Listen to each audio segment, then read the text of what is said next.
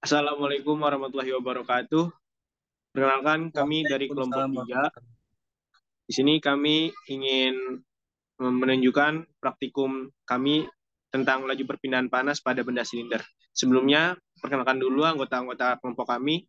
Yang pertama ada saya, Abdul Salam, kemudian ada Ahmad Kusnandiar, kemudian ada Muhammad Irfan, lalu ada Rafli Zaki, lalu ada Mikail Ahmad, lalu ada Ramdhani Putra Nureko, lalu ada Zahri Zulkarnain, lalu ada Ahmad Maulana, dan Muhammad Hafiz Putra, dan yang tidak bisa hadir ada Gibran Novian.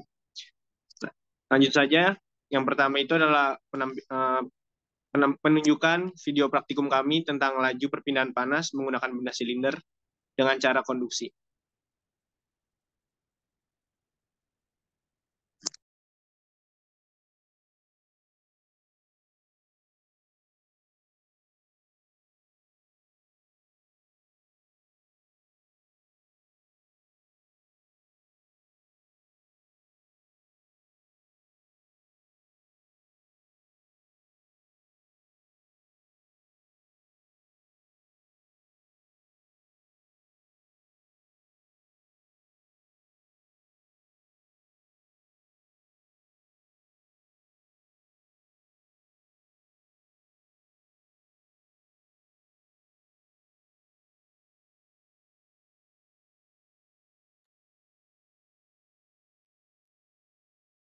Nah, di sini kelompok kami eh, menjelaskan alat-alat dan bahan-bahannya sebelum memulai pemanasan pipa plat besi ini, teman-teman.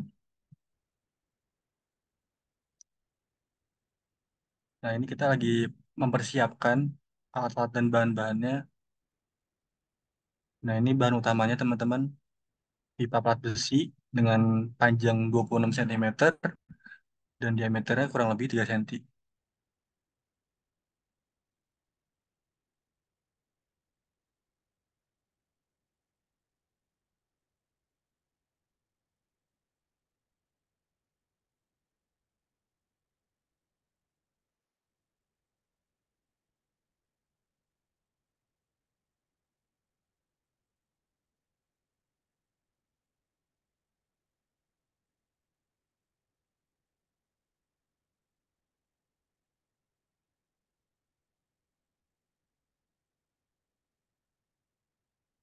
Nah, ini mungkin kita sedang masuk ke prosesnya, mau mulai proses praktikumnya, teman-teman. Di sini kita udah punya plat besi, pipa plat besi. Nah, di situ kalian lihat ya, itu ada resistor hambatan. Kita menggunakan media karet ban yang sudah kita modifikasi, teman-teman. Sudah kita gunting, kita taruh di tengah-tengah dua gitu, dan di media panasnya kita menggunakan seperti Vertouch, teman-teman. Ini kita lagi proses eh, menyalakan Vertouch-nya. Nah, ini sedang mulai dinyalakan.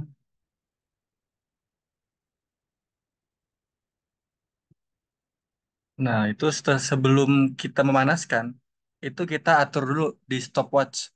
Jadi gunanya stopwatch itu kita kita atur berapa detik supaya nanti terikot ketika pemanasan di pipa plat besinya. Nah, ini sudah mulai pemanasan. Nah, kita memanaskannya itu di ujung, teman-teman ya. Kita panaskan sekeliling pipa plat besinya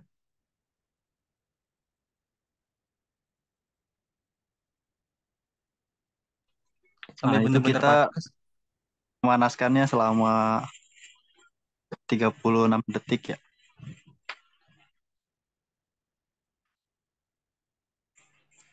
Nah, selama 36 detik. Lalu setelah itu diukur dengan termometer di ujung yang terkena panas. Nah, itu kita dapat di angka 170 derajat Celcius. Nah, lalu kita ukur bagian tengah yang ada hambatan juga tuh.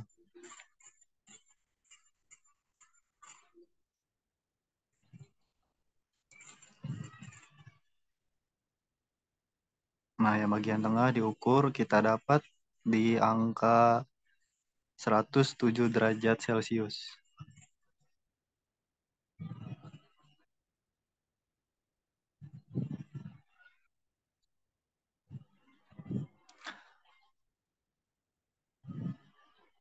Nah, setelah itu kita ukur bagian ujungnya juga yang tidak terkena panas. Itu kita dapat di angka 36,3 derajat Celcius. Kita catat.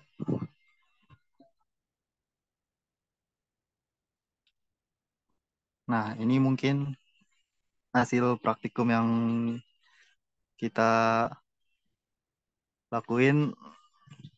Selanjutnya, kesimpulannya bisa dijelaskan oleh Rafli.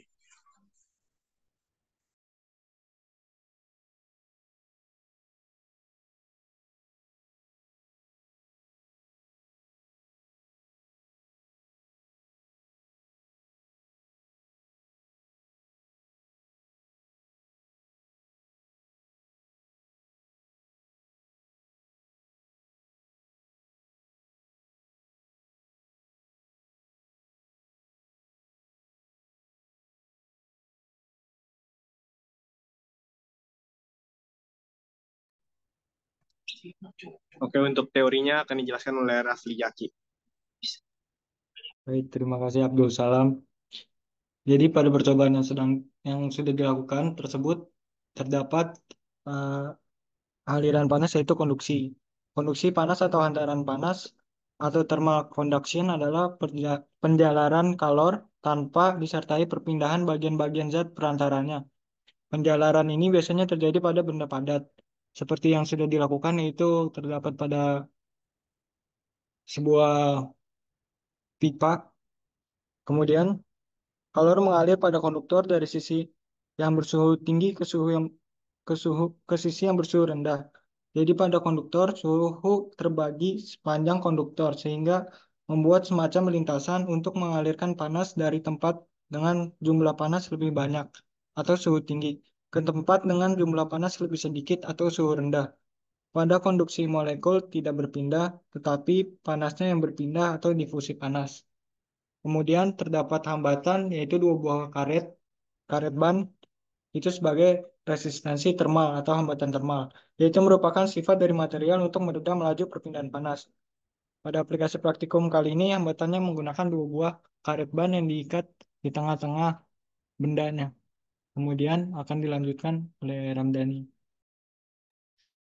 Terima kasih Raffi Jaki.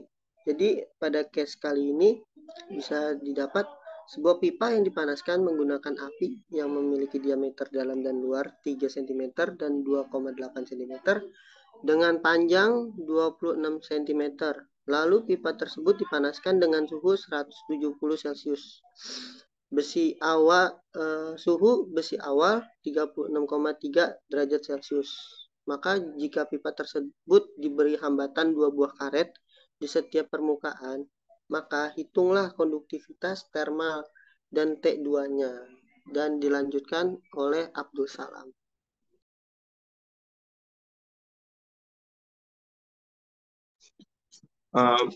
Buat jawabannya boleh ditolong share screen nggak?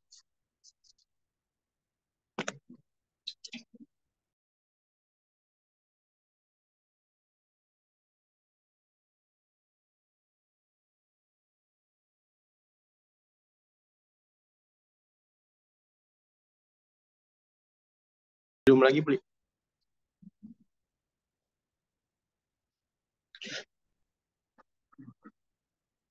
Oke, baik. Buat jawaban yang A, itu terdapat dua gambar lingkaran.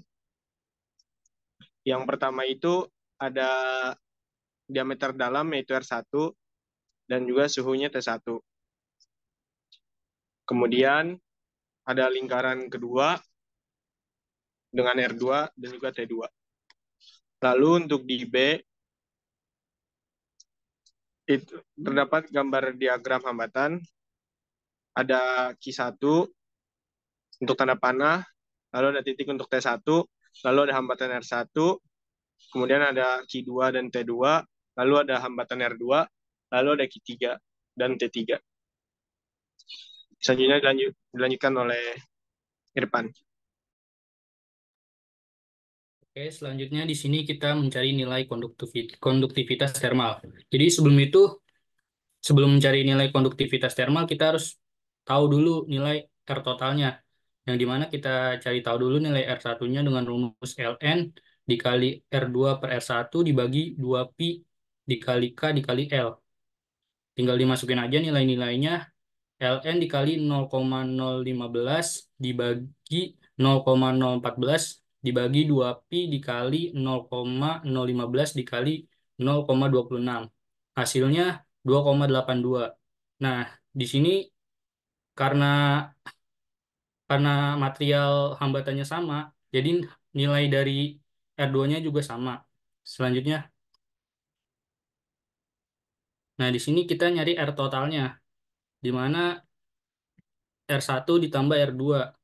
2,82 ditambah 2,82 hasilnya 5,641 per WM derajat Celcius.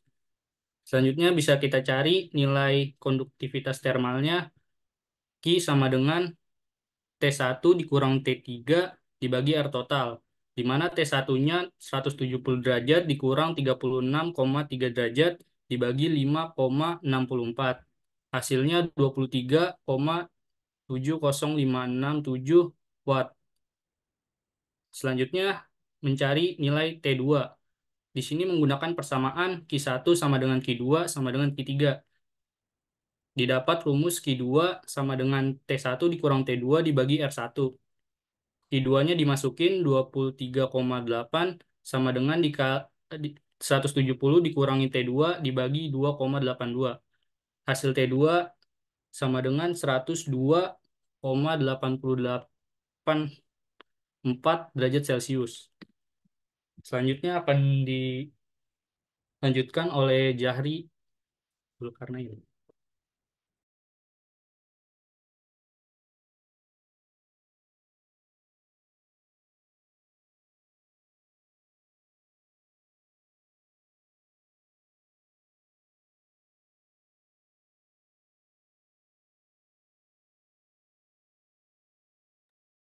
Baik, saya akan menjelaskan mengenai kesimpulan. Jadi, pada pemanasan yang dilakukan selama 36 detik, pada pipa besi terbaca suhu pada termometer, yaitu T1 itu sebesar 170 Celcius. Pada bagian tengah yang telah dipasang hambatan, melalui hambatan terbaca suhu pada termometer yaitu T2 sama dengan 107 derajat Celcius. Dan pada T3 yang tidak dikenakan api terbaca angka yaitu 36,1 derajat Celcius. Selanjutnya akan dibacakan oleh Zakri Zulkarnain. Maka dapat disimpulkan dari perkataan Michael tadi, konduksi yang terjadi pada sebuah pipa besi yang mendapat sumber panas pada torch lebih besar karena langsung bersentuhan dengan sumber panas. Sedangkan bagian yang sudah melalui hambatan, suhunya menurun karena terdapat hambatan, yaitu karet. Dan pada bagian yang tidak mendapat sumber panas dan melalui hambatan dua hambatan, terdapat suhu yang paling kecil. Ini disebabkan karena adanya karet yang ada di tengahnya itu merupakan bahan isolator. Oke, akan dikembalikan oleh Abdul.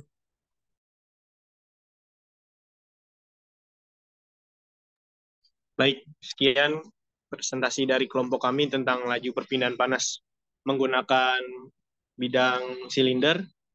Lebih kurangnya mohon maaf. Wassalamualaikum warahmatullahi wabarakatuh.